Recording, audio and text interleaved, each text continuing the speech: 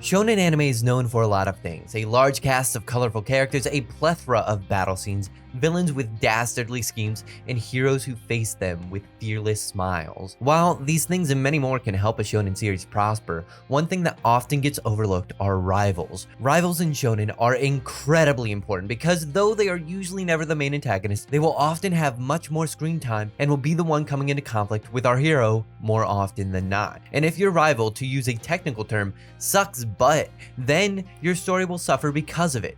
But on the other hand, having a good rival can bring a story to new heights, like the early rivalry between Naruto and Sasuke, or the iconic battles between Light and L.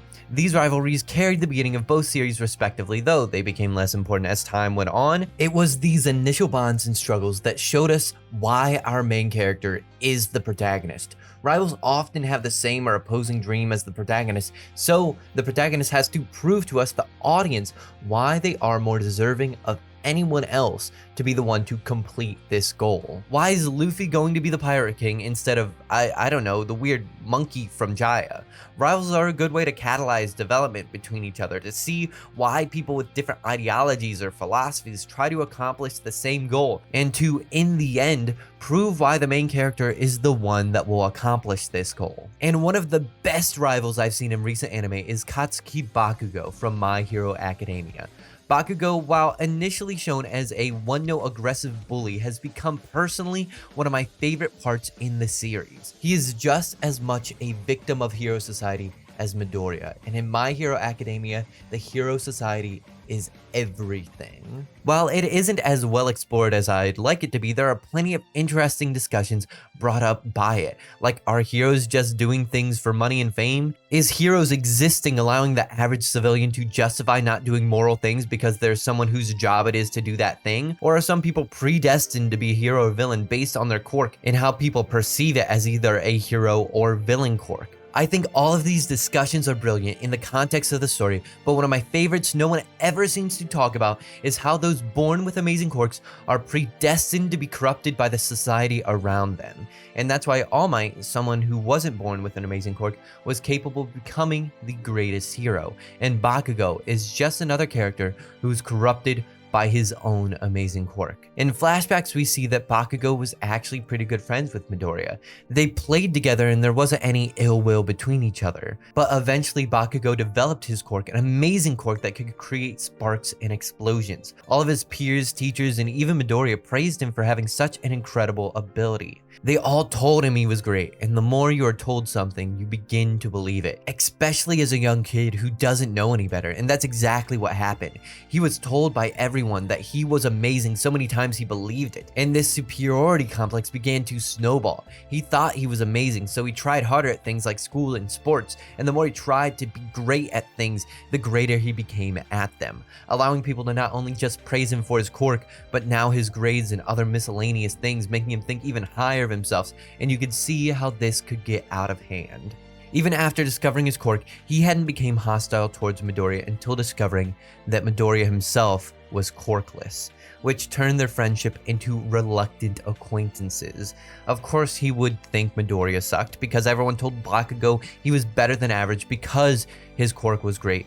So when he sees someone without a quirk, then they have to be less than average, right? This idea was put into this little boy's head by the society around him without his choice.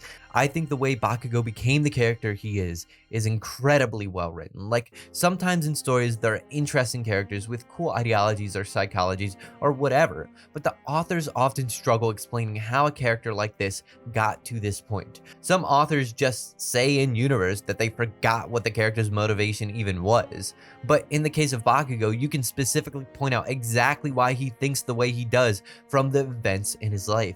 And this step-by-step progression can be applied to every single character with an amazing quirk in the story. From Endeavor's inferiority complex to Yaoyorozu's crumbling under expectations, showing to us as an audience that if someone has an amazing quirk, they developed a toxic image of what a hero should be. But the people that are born the same as everyone else never have the chance to look down on the people they are trying to save. And this is why characters like Almight, Mirio, and Midoriya are different.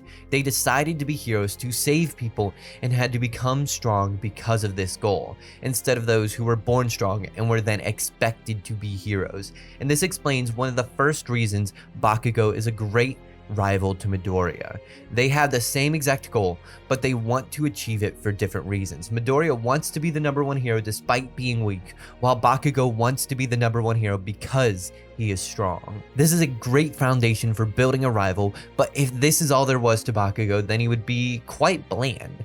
One of the major ways rivals can be successful past their conception is that they evolve and develop as the protagonist does. And Yu Yu Hakusho, as Yusuke changes, Hiei and Kuwabara change as well. Also, a quick note, but while I was looking up anime rivals as examples, I saw this.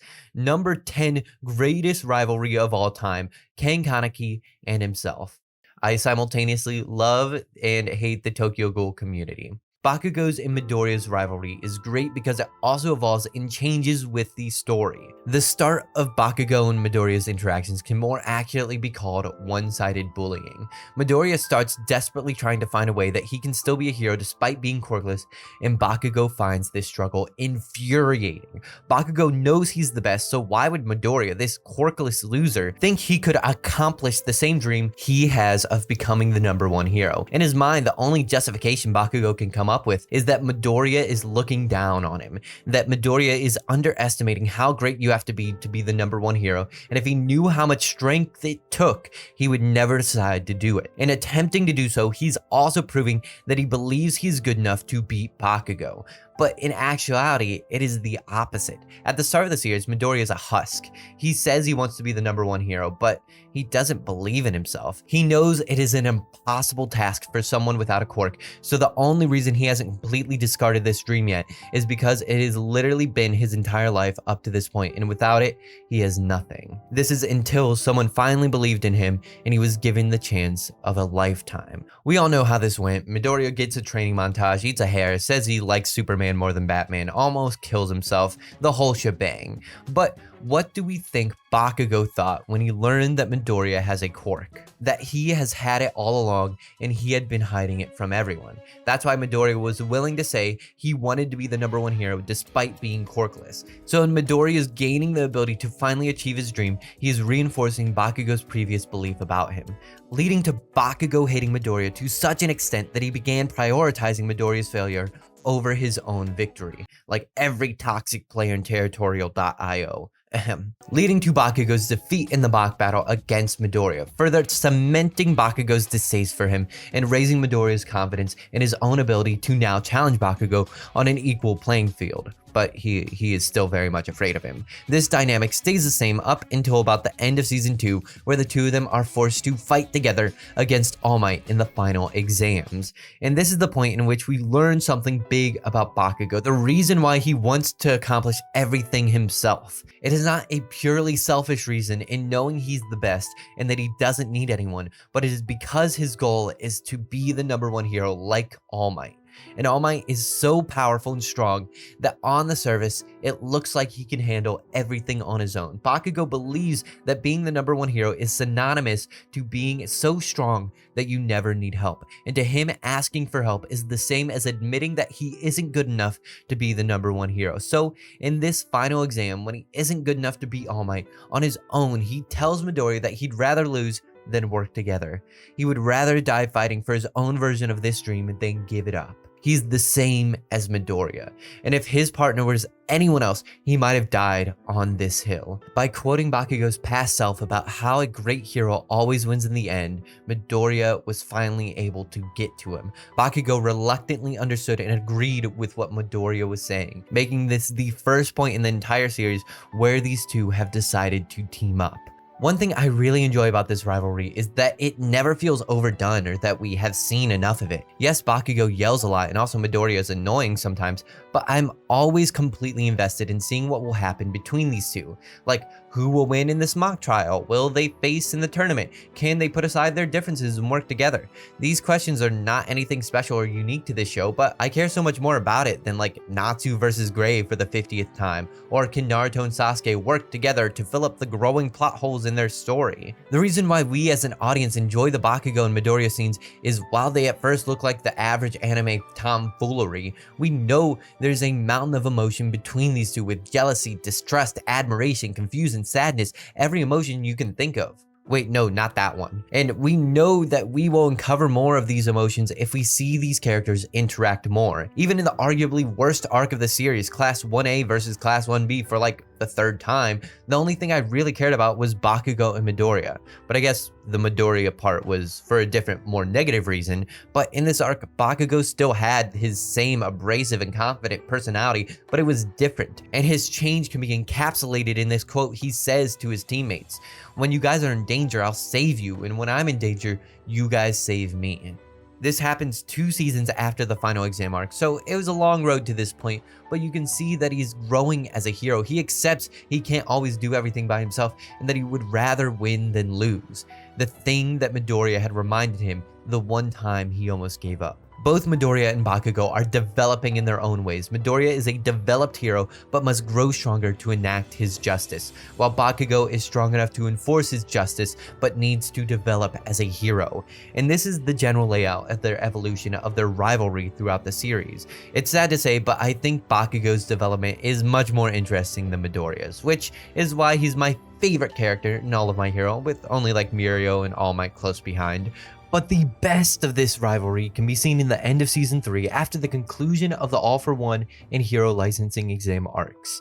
Bakugo instigates a fight with Midoriya, and let me say, this is my favorite fight in the series. This fight is so great and easily the climax of these two's relationship in the series so far. Besides being well choreographed and having some signature clean animation, it had a lot of emotion behind it, with one of the best written scenes in all of the series as Bakugo begins crying in front of the person he hates the most, brought up by the feelings of inferiority and frustration from failing the licensing exam and the lingering guilt of the All for One fight. After the All for One fight, All Might has been left incapacitated from his heroing duties.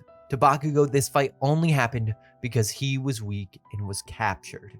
To him, he caused All Might to be finished. He ended the career of the person he admired the absolute most. It is all his fault.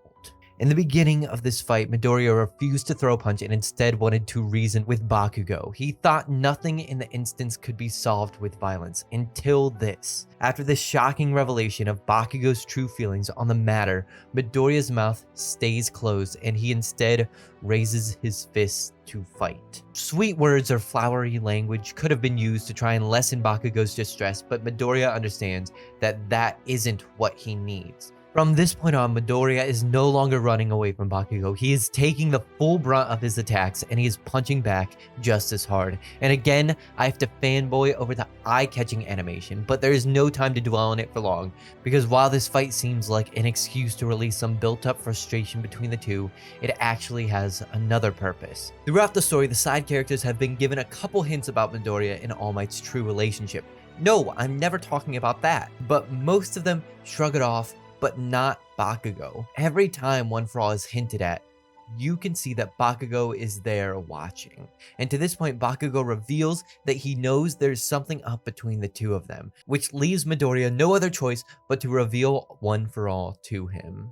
Bakugo learns that his idol, that he's been respecting and looking up to for all of his life, decided that someone else rather than him was to be the next symbol of peace. And worse yet, that person he hated the most all this time is the very person he chose. Midoriya was chosen as a better candidate than himself. An astonishing revelation to say the least, but that's why Bakugo needs this fight, to prove to himself that he can still compete with the one who was chosen to be the #1 hero. And in the end, after a roller coaster of emotion, he does it. After this very close fight, he wins against Midoriya. And while this outcome shows Bakugo that he's still good enough to compete, and to Midoriya that he's closer than ever to being able to overcome the wall that is Kacchan, there is something very important to question here. What would Bakugo have done if he had lost?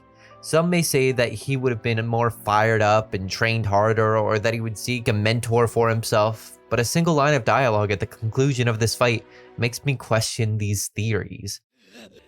Bakugo expected to be defeated. How could he win against the one that was chosen? It would have made more sense to him if he had lost, ending All Might's career, failing the licensing exam, and then losing to Midoriya. To him, that progression feels natural to a failure. If this would have happened, Bakugo wouldn't have trained harder or found a mentor. He would have given up. He has never suffered so many defeats in his life and doesn't know how to handle it. For every other person, failures are just a part of life, but to him they are unprecedented. Bakugo wouldn't have known what to do besides hating himself more than he already does, and would have accepted that he could never be the #1 hero because the #1 hero would have succeeded, whereas Bakugo failed. But defeating Midoriya was enough of a lifeline to pull him out of the water and to keep kicking and screaming with everything he has left in him so that he can try and accomplish his goal. He may be confused as to why he won against Midoriya, but it is enough for him to keep moving forward, teaching Bakugo over time another important hero lesson that you and I have already learned or are in the process of learning, that it is okay to fail as long as you get back up and try again. Bakugo is a flawed character. He hardly has any of the qualities of a hero, but as the story continues, every season, every episode, you can see Bakugo develop just the tiniest bit more. And while I'm not the biggest fan of Midoriya as a character, the relationship between these two is one of the best anime has to offer. As both characters act as catalysts to one another's growth, they both mature and become stronger together. And from this point on in the series, to reiterate what All Might had stated, they have now become proper rivals.